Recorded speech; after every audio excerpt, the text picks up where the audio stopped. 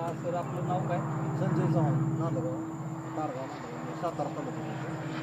आपण इथं कशासाठी आला काय म्हणजे?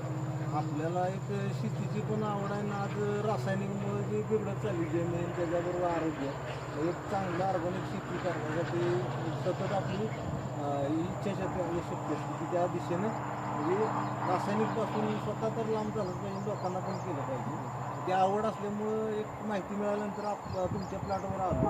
पण आज इथं बघितल्यानंतर असं म्हणजे अत्याधुनिक पद्धतीनं देशी गायच्या शेणापासून बनवलेलं ती तर आहेच. त्याचबरोबर जी तिथली सिस्टम आहे किंवा क्वालिटी आहे ती आज कुठंच बघायला मिळाली नाही, तेवढी इथं क्वालिटी आहे.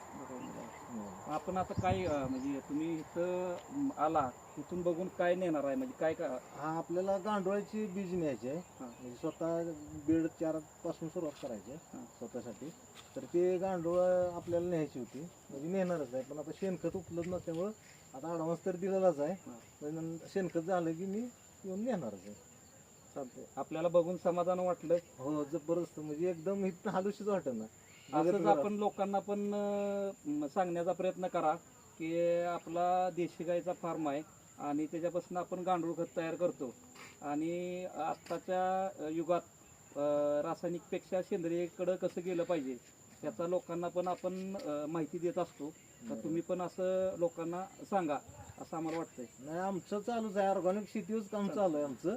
आणि त्याची आवड असल्यामुळं आज इथं बघितल्यावर तर अतिशय समाधान. जी दुर्मिळ होत चाललंय देशी गाई, इथं आल्यानंतर असं वाटलं की म्हणजे काहीतरी आहे. म्हणजे आज पुन्हा नवीन लोक त्या दिशेला जायला लागले. आपले जुने पद्धत आज जर्सी गाई म्हणजे शेवट काय आहे, म्हणजे राक्षसच म्हटलं पाहिजे. तिचं दूध पण घातक आहे, ते शेण पण कितपत आपल्याला माहिती आहे कितपत रिझल्ट देते. देशी गाय असू द्या किंवा आपलं जर्सी गाय असतील हॉस्टेल, मग त्याचं शेण पण उपयोगीच नाही ना, दूध उपयोगीचं नाही. पण आज देशी गाय तुमचं 1 लिटर दूध असेल तिथं जर्सी गायचं 10 लिटर दुधाला पण भारी पडतं. ओके, धन्यवाद. आभार आहे.